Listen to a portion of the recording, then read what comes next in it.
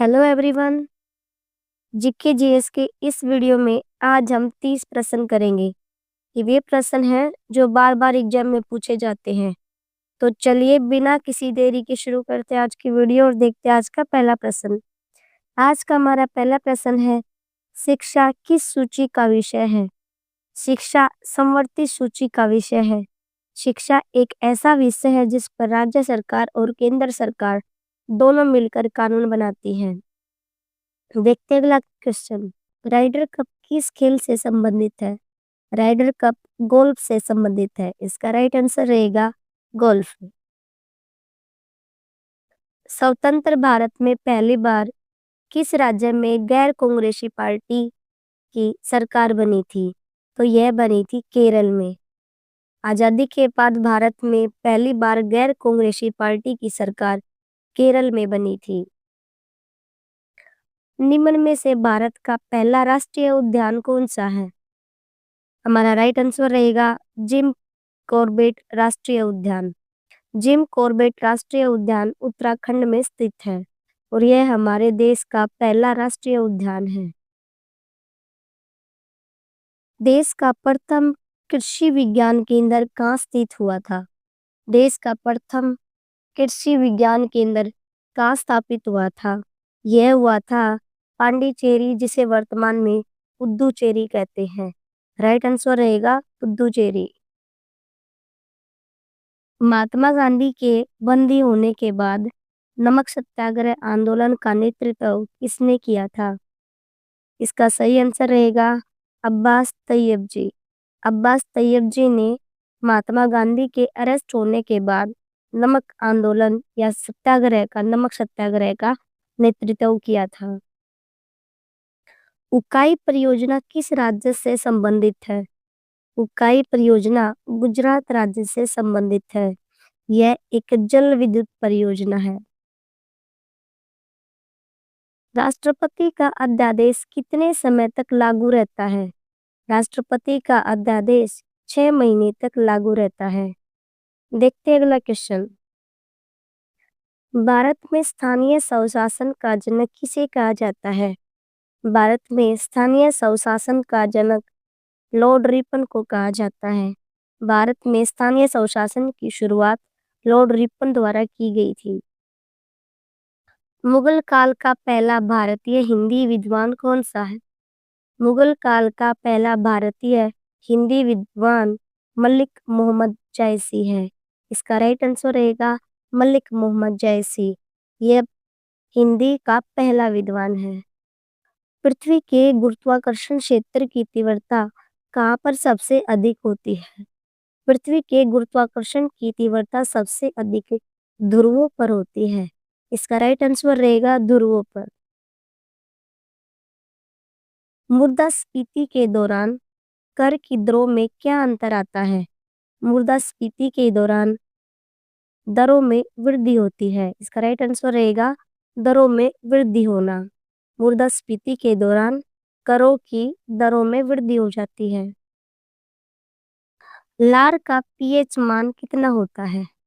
लार का पीएच मान कितना होता है? यह होता है 6.5 से 7.5 तक। राइट आंसर रहेगा फर्स्ट ऑप्शन 6.5 to 7.5। ओफियोलॉजी के अंतर्गत किसका अध्ययन किया जाता है? ओफियोलॉजी के अंतर्गत सांपों का अध्ययन किया जाता है। किसका किया जाता है? सांपों का। ओफियोलॉजी के अंतर्गत सांपों का अध्ययन किया जाता है। निम्न में से एक सदिश राशि है। इसमें से बल आघूर्ण एक सदिश राशि है। कौन सी राशि है? सदिश राशि। बल आघूर्ण एक सदिश राशि है। भारत में आबादी की जनगणना कितने वर्षों के बाद होती है? भारत में आबादी की जनगणना 10 वर्ष के बाद होती है। भारत में जनगणना जब भी की जाती है 10 वर्ष के अंतराल में की जाती है और हमारे देश की 15वीं जनगणना 2011 में हुई थी। उसके बाद कोरोना की वजह से नहीं हो पाई है। द लास्ट चाइल्ड पुस्तक के लेखक हैं। द लास्ट चाइल्ड पुस्तक के लेखक हैं मुल्क राज आनंद। मुल्क राज आनंद द्वारा द लास्ट चाइल्ड पुस्तक लिखी गई है? भारतीय दंड संहिता कब लागू की गई थी? भारतीय दंड संहिता 1862 में लागू की गई थी। इसका राइट आंसर रहेगा 1862। भारतीय प्राणी सर्वेक्षण का मुख्यालय कहाँ स्थित है? भारतीय प्राणी सर्वेक्षण का मुख्यालय स्थित है कोलकाता में। इसका राइट आंसर रहेगा कोलकाता। मैकाल पर्वतमाला किस राज्य में स्थित है? मैकाल पर्वतमाला छत्तीसगढ़ राज्य में स्थित है।